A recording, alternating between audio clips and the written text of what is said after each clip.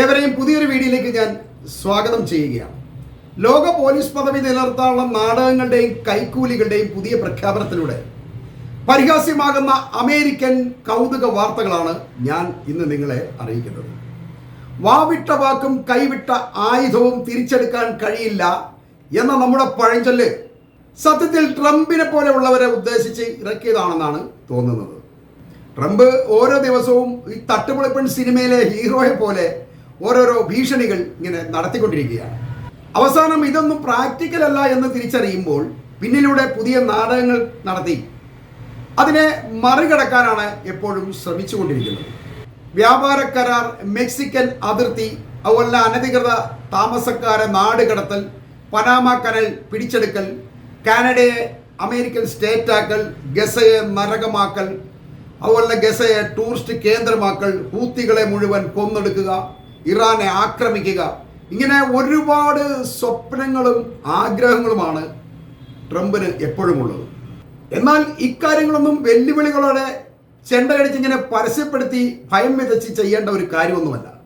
അനധികൃത കുടിയേറ്റക്കാരെ എല്ലാ രാജ്യങ്ങളും നാട് കടത്താറുള്ളതാണ്. അറബ് രാജ്യങ്ങൾ കാലങ്ങളായി ഇത് ചെയ്യുന്നുമുണ്ട്. അതാണ് അമേരിക്കയും ചെയ്യേണ്ടത്.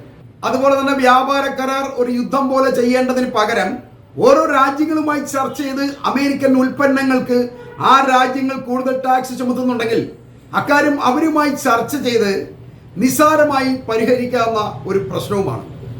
ഇനി ഗസയെ സംബന്ധിച്ചാണെങ്കിൽ ഗസ പിടിച്ചെടുക്കുന്നതിന് പകരം മുതിർന്നതും ശക്തവും ഉത്തരവാദിത്വമുള്ള രാജ്യമെന്ന നിലയിൽ അമേരിക്ക ചെയ്യേണ്ടത് പലസ്തീനികൾക്ക് അർഹമായ ജീവിത സ്വാതന്ത്ര്യവും പരിഗണനയും നൽകി യുദ്ധം അവസാനിപ്പിക്കുകയാണ്. അങ്ങനെ ചെയ്യുമ്പോഴാണ് അമേരിക്കയോട് ലോകത്തിന് മതിപ്പും തോന്നുന്നത്. പിന്നെ മറ്റൊന്ന്, ഇറാൻ ഒരു ശക്തമായ രാഷ്ട്രമെന്ന നിലയിൽ അവരോട് മാന്യമായ രീതിയിൽ പെരുമാറിയാൽ അമേരിക്കൻ ആഗ്രഹത്തിനകത്ത് അവരെയും കൊണ്ടുവരാൻ കഴിയും. ഇത് അവരുടെ എല്ലാ അഭിമാനത്തെയും വെല്ലുവിളിച്ചുകൊണ്ട് നിങ്ങളുടെ എല്ലാം ആയുധ ശേഖരം ഞങ്ങൾ പരിശോധിക്കണം, ഞങ്ങളുടെ അണുവായുധം ഉണ്ടെങ്കിൽ അത് കാണിക്കണം, അതല്ലെങ്കിൽ നിങ്ങളെ ഞങ്ങൾ ആക്രമിക്കും എന്നൊക്കെ പറയുമ്പോൾ അവർക്കും ഒരു അഭിമാന ബോധമില്ലേ? അവർ സ്വാഭാവികമായും ആ രീതിയിൽ തന്നെയായിരിക്കും റിയാക്ട് ചെയ്യുന്നത്. അതിനിപ്പോൾ യുദ്ധം ചെയ്താലും ചെയ്തില്ലെങ്കിലും ഇനി അഥവാ യുദ്ധം ചെയ്ത് മരിക്കേണ്ടി വന്നാൽ പോലും അവരും ഒരിക്കലും അഭിമാനം വിട്ട് കളിക്കാൻ തയ്യാറാവില്ല. അതുകൊണ്ടാണ് ഇറാനും അമേരിക്കയുമായിട്ട് എപ്പോഴും ഏറ്റുമുട്ടലുണ്ടാകുന്നത്.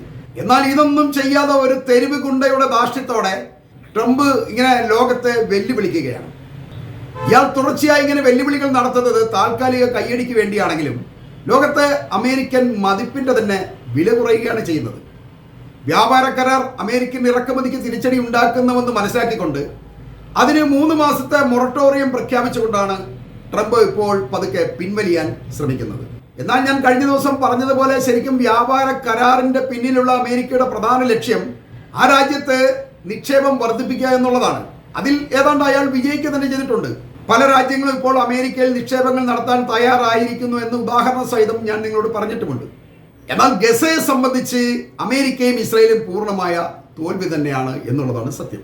കയ്യിൽ കുറെ ആയുധവും ചോദ്യം ചെയ്യപ്പെടാൻ കഴിയാത്ത അധികാരവും ഉണ്ടെങ്കിൽ കുറെ ആളുകളെ കൊല്ലാനും അവരുടെ ജീവിത സൗകര്യങ്ങളെല്ലാം നശിപ്പിച്ച് കളയാം എന്നുള്ളതല്ലാതെ യുദ്ധലക്ഷ്യം എന്തായിരുന്നുവോ അത് നേടാൻ കഴിയാത്തിടത്തോളം പരാജയം തന്നെയാണ് ഈ രാജ്യത്തിന് ഉണ്ടായിരിക്കുന്നത് എന്ന് വിലയിരുത്തപ്പെടും. വിയറ്റ്നാമിലും ഇറാഖിലും അഫ്ഗാനിസ്ഥാനിലും സുഡാനിലും ലിബിയയിലുമെല്ലാം അമേരിക്ക പരാജയപ്പെട്ടു എന്ന് പറയുന്നതും ഇതുകൊണ്ട് തന്നെയാണ്. ഈ രാജ്യങ്ങളിലെല്ലാം അമേരിക്ക കുറെ കൂട്ടക്കുരുതികൾ നടത്തിയെങ്കിലും അവർ ഉദ്ദേശിച്ച ലക്ഷ്യം അവർക്ക് നേടാൻ കഴിയാത്തിടത്തോളം കാലം അവർ അവിടെ പരാജയപ്പെടുകയാണ് ഉണ്ടായത്. അങ്ങനെയാണ് അവർ അവിടെ നിന്നെല്ലാം തിരിച്ചുപോയത്. അതിനർത്ഥം ഗറില്ലകളുമായി പോരാടാൻ ഇറങ്ങിയാൽ ഒരിക്കലും ഒരു രാഷ്ട്രത്തിനും ലക്ഷ്യം കാണാനാവില്ല എന്നുള്ളത് തന്നെയാണ്.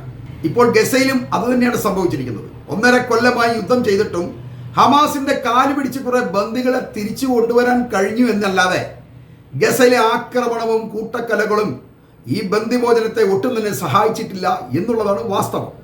എന്നാൽ ട്രംപിനെ സംബന്ധിച്ച് ഭീഷണി കസർത്തുകൾ ഇങ്ങനെ തുറന്നുകൊണ്ടേയിരിക്കുകയാണ്. ഇപ്പോൾ അയാളുടെ ഒരു പുതിയ പ്രഖ്യാപനത്തെ കുറിച്ചാണ് ഞാൻ നിങ്ങളോട് പറയുന്നത്. അയാൾ പറയുന്നത് ഹമാസ് ഒരു മോശം ഗ്രൂപ്പാണ്, അതുകൊണ്ട് ബന്ദികളെ തിരിച്ചു കൊണ്ടുവരാൻ ഞങ്ങൾ ഹമാസിന്റെ അടുത്തേക്ക് വരികയാണ് എന്നൊക്കെയാണ്. അപ്പോൾ ഇതുവരെ അമേരിക്കയും ഇസ്രയേലും ഒക്കെ ഹമാസിൽ നിന്നും അകന്നു നിൽക്കുകയായിരുന്നോ, അതല്ലെങ്കിൽ ഗസയിൽ നിന്നും അകന്നു നിൽക്കുകയായിരുന്നോ എന്ന് നമ്മൾ സംശയിച്ചേക്കാം. അതുമാത്രമല്ല, ബന്ദികളെ മോചിപ്പിക്കാനുള്ള ചർച്ചകൾ പുരോഗമിക്കുന്നു എന്ന് നെതന്യാഹു അറിയിച്ചതായി പ്രധാനമന്ത്രിയുടെ ഓഫീസ് തന്നെ ഇപ്പോൾ പബ്ലിഷ് ചെയ്തിരിക്കുകയാണ്.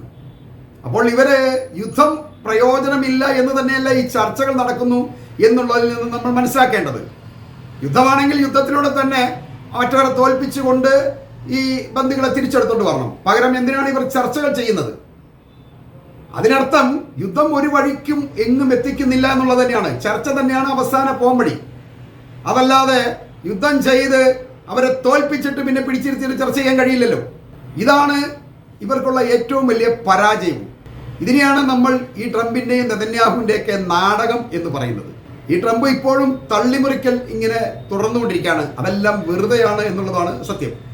ഗസയിലെ യുദ്ധം ഒരിക്കലും അവസാനിക്കില്ല എന്ന് ബോധ്യപ്പെട്ടതുകൊണ്ട് ഹമാസുമായി ഒരു പുതിയ നാടകം അണിയറയിൽ തയ്യാറാക്കിയിട്ടാണ് ഞങ്ങൾ ഇപ്പോൾ ബന്ദിമോചനത്തിന് ഗസയിലേക്ക് വരുന്നു എന്ന് ട്രംപ് ഒരു പ്രഖ്യാപനം നടത്തിയത് എന്ന് ന്യൂയോർക്ക് ടൈംസ് തന്നെയാണ് റിപ്പോർട്ട് ചെയ്യുന്നത്. കഴിഞ്ഞ മാസം അമേരിക്ക ഹമാസ് നേതാക്കളുമായി നേരിട്ടുള്ള ചർച്ചയിലൂടെ US പൗരനായ എഡാൻ അലക്സാണ്ടർ ഉൾപ്പെടെയുള്ള ബന്ദികളെ മോചിപ്പിക്കാനുള്ള ഒരു കരാറിൽ അമേരിക്ക ഒപ്പുവെച്ചിരുന്നു എന്ന് നമ്മൾ റിപ്പോർട്ട് ചെയ്തതാണ്. ഇസ്രായേലിനെ ഒഴിവാക്കിക്കൊണ്ട് നടന്ന ഈ ചർച്ചയിൽ ബന്ദിമോചനത്തിന് ഹമാസിന് നഷ്ടപരിഹാരം ഉൾപ്പെടെ വാഗ്ദാനം ചെയ്യപ്പെട്ടിരുന്നു എന്ന രഹസ്യ റിപ്പോർട്ടുകളും അന്നുണ്ടായിരുന്നു. എന്നാൽ ഈ റിപ്പോർട്ട് ചോർന്നതിനെ തുടർന്ന് അതിന്റെ നാണക്കേടിൽ നിന്നും രക്ഷപ്പെടാനും അങ്ങനെ ചർച്ചകളൊന്നും നടന്നിട്ടില്ല എന്നും ഇസ്രായേല് ഇതിൽ കക്ഷിയല്ലായിരുന്നു എന്നൊക്കെ തെറ്റിദ്ധരിപ്പിക്കാൻ വേണ്ടിയാണ് ബന്ദിമോചനം അടുത്ത് വന്നപ്പോൾ പോലും ഈ കഴിഞ്ഞ ദിവസങ്ങളിൽ ഇസ്രായേലിന്റെ നേതൃത്വത്തിൽ ഗസയിൽ അതിരൂക്ഷമായ ആക്രമണങ്ങൾ നടത്തിക്കൊണ്ടിരുന്നത്. എന്നാൽ ഈ ആക്രമണങ്ങൾ നടക്കുമ്പോൾ പോലും ഖത്തറിന്റെയും ഈജിപ്തിന്റെയും മധ്യസ്ഥതയിൽ ഹമാസുമായി ചർച്ചകൾ തുടർന്ന് കരാർ ഉറപ്പിച്ച് ബന്ദികളെ തിരിച്ചെടുക്കാനുള്ള ശ്രമമാണ് ട്രംപും നെതന്യാഹുവും ചെയ്തുകൊണ്ടിരുന്നത്. ഇതിനിടയിൽ തന്നെ യുദ്ധത്തിലൂടെയല്ലാതെ ബന്ദികളെ നേടിയെടുക്കാനാവില്ല എന്ന് ട്രംപും നെതന്യാഹുവും നിരന്തരം ഇങ്ങനെ ആവർത്തിക്കുകയും ചെയ്യുകയായിരുന്നു. ഹമാസിനെ ഇല്ലാതാക്കുക, ഗാസ ഇനി ഇസ്രായേലിന് ഭീഷണിയാകില്ലെന്ന് ഉറപ്പാക്കുക എന്നൊക്കെ നെതന്യാഹു പറയുന്നുണ്ടെങ്കിലും ഹമാസ് ഇല്ലാത്ത ഗസ ഉണ്ടാവില്ല എന്നും പലസ്തീനിന് സ്വാതന്ത്ര്യം നൽകാതെ ഇസ്രായേലിന്റെ മേലുള്ള ഭീഷണി ഒഴിവാകില്ല എന്നും ഇസ്രായേലിലെ നയതന്ത്രജ്ഞർ പോലും വിശ്വസിക്കുകയാണ്. എന്നാൽ പലസ്തീൻ തടവുകാരെ മുഴുവൻ വിട്ടേക്കുക, ഗാസയെ ആക്രമിക്കുന്നത് അവസാനിപ്പിക്കുക, ഗാസ മുനമ്പിൽ നിന്ന് ഇസ്രായേൽ സൈന്യത്തെ പൂർണ്ണമായും പിൻവലിക്കുക എന്ന ആ ഒരു ആവശ്യത്തിൽ നിന്നും ഹമാസ് ഒട്ടും തന്നെ പിന്നോട്ട് പോവാത്തതിനാൽ നഷ്ടപരിഹാരം വാങ്ങിക്കൊണ്ടാണെങ്കിലും ലോകത്തിന് മുന്നിൽ ഞങ്ങളെ നാണം കെടുത്താതെ മാന്യമായി മുഖം രക്ഷിച്ചു തരണം എന്നുള്ളൊരു അഭ്യർത്ഥനയുമായിട്ട് ഹമാസുമായി ചർച്ചകൾ തുടരുന്ന അമേരിക്കയും ഇസ്രായേലും ചർച്ചകളിൽ ഏതാണ്ട് വിജയിച്ചിരിക്കുന്നു എന്നാണ് ഇവരുടെ ഈ പ്രഖ്യാപനത്തിലൂടെ നമുക്ക് മനസ്സിലാക്കാൻ കഴിയുന്നത്. എന്നാൽ ഇങ്ങനെയൊന്നും ചർച്ചകൾ നടന്നിട്ടില്ല, ഞങ്ങളുടെ ഗട്സ് കൊണ്ട് അല്ലെങ്കിൽ ഞങ്ങൾ യുദ്ധം ചെയ്തിട്ടാണ് ഈ ബന്ദികളെ തിരിച്ചെടുക്കുന്നത് എന്നൊക്കെ ബോധിപ്പിക്കാൻ വേണ്ടിയാണ്, അല്ലെങ്കിൽ ലോകത്തെ തെറ്റിദ്ധരിപ്പിക്കാൻ വേണ്ടിയാണ് ഞങ്ങൾ ഹമാസിലേക്ക് അടുത്തുകൊണ്ടിരിക്കുന്നു, ബന്ദികളെ ഉടൻ തിരിച്ചെടുക്കും എന്നൊക്കെ ഈ ട്രംപ് പിന്നെയിരുന്നു തട്ടിമറിച്ചുകൊണ്ടിരിക്കുന്നത്. സത്യത്തിൽ പിന്നിലൂടെ അവർ ഹമാസിന്റെ കാല് പിടിക്കുക തന്നെയാണ്. എന്നാൽ ഇസ്രായേലും അമേരിക്കയും ഒക്കെ ഇത്രയും വലിയ ശക്തികളാണെന്ന് പറയുമ്പോഴും ഹമാസ് കൺമുന്നിൽ കൊണ്ടുവന്ന് നിർത്തുമ്പോഴല്ലാതെ ബന്ദികളെയും ആയുധങ്ങളും ഹമാസ് എവിടെ ഒളിപ്പിച്ചിരിക്കുന്നു എന്ന് പോലും ഇവർക്ക് ഇതുവരെ കണ്ടുപിടിക്കാൻ കഴിഞ്ഞിട്ടില്ല. എന്നിട്ടാണ് ഞങ്ങളിപ്പോൾ ഗസയിലേക്ക് ചെന്നിട്ട് ഈ ബന്ദികളെ മുഴുവൻ തിരിച്ചെടുക്കും എന്ന് ട്രംപ് പറയുമ്പോൾ അതിലെ അർത്ഥശൂന്യതയാണ് ഈ രാജ്യങ്ങൾ ഹമാസുമായി ഒരു കരാർ ഉറപ്പിച്ചു എന്നുള്ളതിന്റെ ന്യായമായി ഈ ഇതേ പത്രങ്ങൾ തന്നെ പറയുന്നത്. ഇപ്പോഴും ഗാസയിലെ 80% തുരങ്കങ്ങളും കണ്ടെത്താൻ IDF ഇതുവരെ കഴിഞ്ഞിട്ടില്ല എന്നുള്ളതാണ് വസ്തുത. എന്നാൽ അവർ ഞങ്ങൾ തുരങ്കങ്ങൾ കണ്ടെത്തി എന്ന് പറയുന്നതെല്ലാം തന്നെ ഹമാസ് ഉപേക്ഷിച്ചു പോയ തുരങ്കങ്ങളാണ്. അതുകൂടാതെ ഹമാസിന്റെ ആയുധങ്ങളുടെ അളവും ഇസ്രായേലിനോ അമേരിക്കയ്ക്കോ ഒന്നും ഇതുവരെ കണക്ക് കൂട്ടാൻ കഴിഞ്ഞിട്ടില്ല. ഈ ഇസ്രായേലിന്റെ ആയുധ കലവറയാണ് ഏതാണ്ട് ശൂന്യമായിരിക്കുകയാണ്. പിന്നെ എങ്ങനെയാണ് ഒരു യുദ്ധവിജയം നേടാനാവുക എന്നാണ് ലോകത്തുള്ള പല യുദ്ധകാര്യ വിദഗ്ധരും ചോദിക്കുന്നത്. അതിനുള്ള ഒരു പോംവഴിയാണ് ഇപ്പോൾ ഈ ട്രംപും ഈ നെതന്യാഹു ഒക്കെ ഹമാസുമായി ഒരു ധാരണയുണ്ടാക്കുക എന്നതിലൂടെ കണ്ടെത്തിയിരിക്കുന്നത്. ഗസയെ പിടിച്ചെടുക്കുകയും രണ്ടായി വിഭജിക്കുകയും ചെയ്യുന്നുവെന്ന് IDF പരസ്യപ്പെടുത്തുമ്പോൾ തന്നെ ഗസയെ പിടിച്ചെടുക്കൽ നെതന്യാഹുവും ട്രംപും ഉപേക്ഷിച്ചു എന്ന് അവർ തന്നെ പറയുകയും ചെയ്യുന്നതിലൂടെ ഈ സൈന്യവും രാഷ്ട്രീയ നേതൃത്വവും തമ്മിൽ ഒരു ആശയക്കുഴപ്പമുണ്ട് എന്നുള്ള കാര്യം വ്യക്തമാണ്. ബന്ദികളെ തിരിച്ചെടുക്കാനുള്ള എല്ലാ വഴികളും അടഞ്ഞതോടെ ഇനി ഹമാസിന്റെ ഔദാര്യവും അവർക്കുള്ള നഷ്ടപരിഹാരവും മാത്രമാണ് നെതന്യാഹുവിൻ്റെയും ട്രംപിൻ്റെയും മുന്നിലുള്ള ഏക പോംവഴി. ഹമാസിൻ്റെ ഏത് വ്യവസ്ഥകളും അംഗീകരിക്കാനുള്ള തയ്യാറെടുപ്പോടെ ഇക്കോട്ടർ ഖത്തറിൽ ചർച്ചകൾ തുടരുകയാണ് എന്ന് പറഞ്ഞുകൊണ്ട് ഞാൻ ഈ വാർത്തകൾ ഇവിടെ അവസാനിപ്പിക്കുകയാണ്.